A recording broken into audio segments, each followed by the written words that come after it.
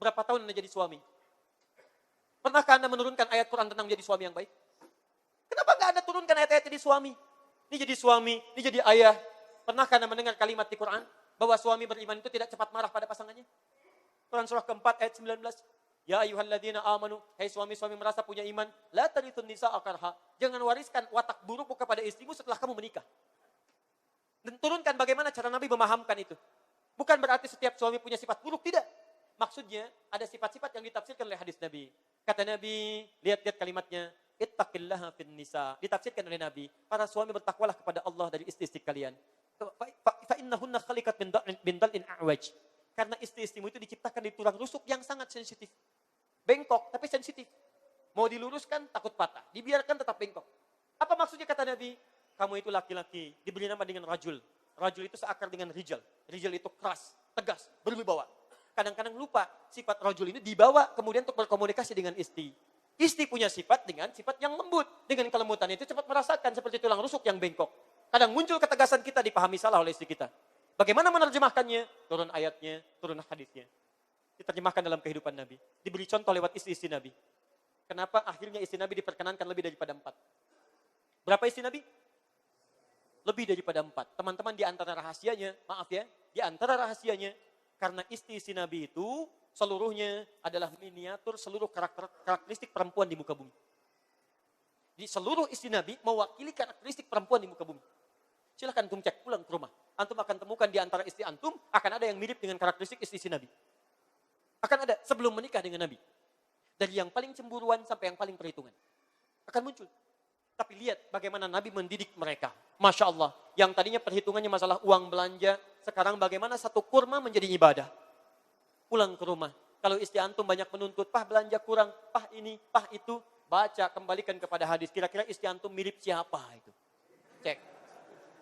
Lalu lihat bagaimana Nabi mendidik istrinya ini. Sehingga berubah jadi satu kurma, bagaimana jadi ibadah. Praktekkan dalam kehidupan rumah tangga. Besok-besok Masya Allah. Pah, gak usah mobil, pah. Gak usah mobil.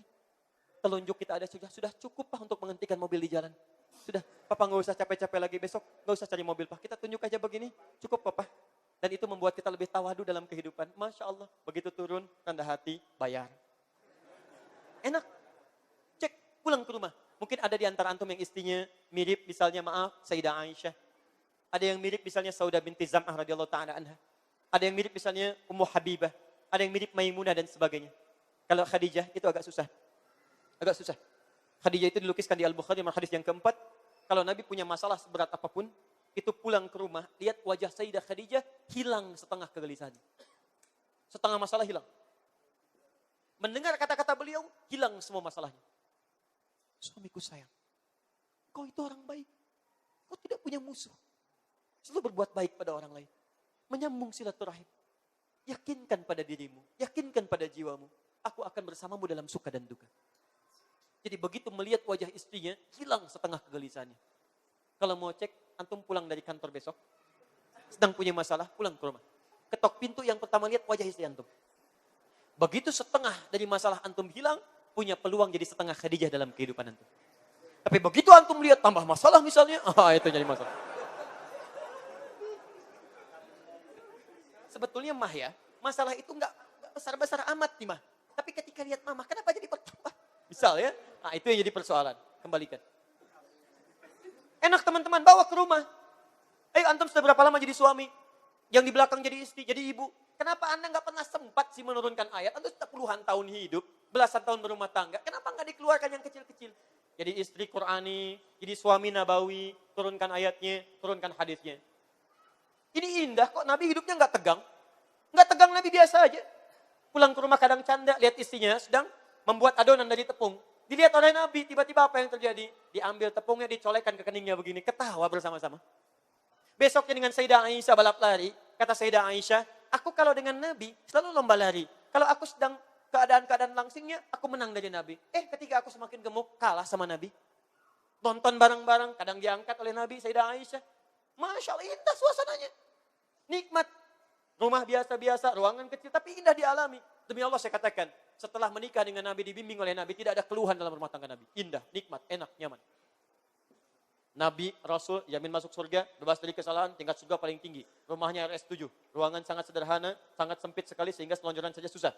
Ibadahnya enak, nikmat, nyaman. Istrinya tidak ada keluhan, makan seadanya, nikmat dan hidup luar biasa. Antum Nabi bukan, Rasul bukan, surga belum jelas, amalan berantakan, hisab menegangkan.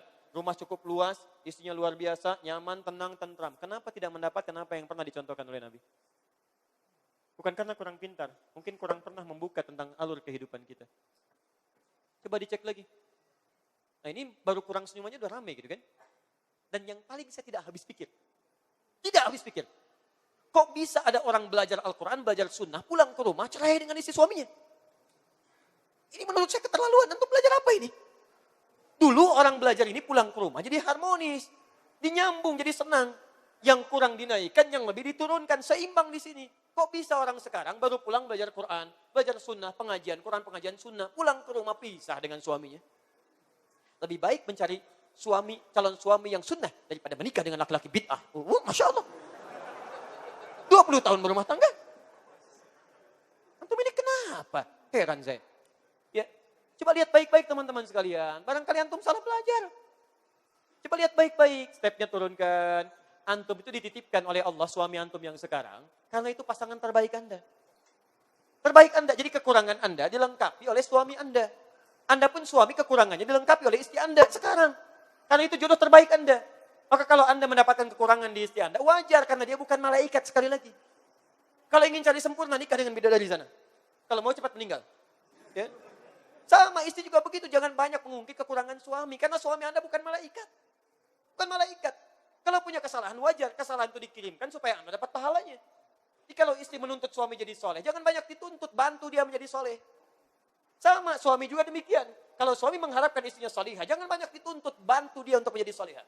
Kirimkan guru yang terbaik, dorong dengan kebaikan, jangan banyak diekspor kekurangannya, karena tidak ada yang sempurna. Demi Allah saya katakan, kalau antum ingin mencari kesalahan, setiap hari akan ditemukan. Tapi kalau antum bersabar dengan kekurangan, setiap hari Allah akan berikan kenikmatan dalam kehidupan. Fa'in karihtumuhunna syai'an, fa'in karihtumuhunna fa'asa an takrahu syai'an, wa yaj'alallahu fihi khairan katsira. Kalau Anda temukan kekurangan yang membuat Anda tidak suka pada pasangan Anda, maka bersabarlah kata Al-Quran. Setelah Anda bersabar, Anda akan temukan di balik kekurangan itu ada keindahan yang telah Allah titipkan bagi Anda. Demi Allah saya katakan, bukankah saat Anda ada persoalan dengan istri dan suami, begitu selesai keadaan lebih tenang, lebih nyaman, lebih baik lagi? Allah kirimkan masalah bukan untuk rumah tangga Anda bermasalah, tapi supaya kehidupan Anda lebih baik dalam kehidupan. Nikmat teman-teman. Yuk, satu kali pulang ke rumah, duduk baik-baik. Kemudian renungkan dengan pasangan, sampai kapan kita akan seperti ini? Jauh dari tuntunan yang ini. Besok antum turunkan, tanyakan pada ustadz yang bersangkutan. Keluarkan ayat-ayatnya, keluarkan hadisnya. Benar renungi bersama-sama. Pasang target. Bulan ini Al-Muharram masih tanggal 11. Saya punya waktu kurang lebih 19 hari untuk berlomba menjadi suami yang terbaik. Istri yang terbaik. Suami Qurani, istri Nabawi. Nanti lihat setelah 19 hari. Bedakan rasanya, rasakan bedanya, pasti akan terasa bedanya. Akan lain kehidupannya. Ya. Paham?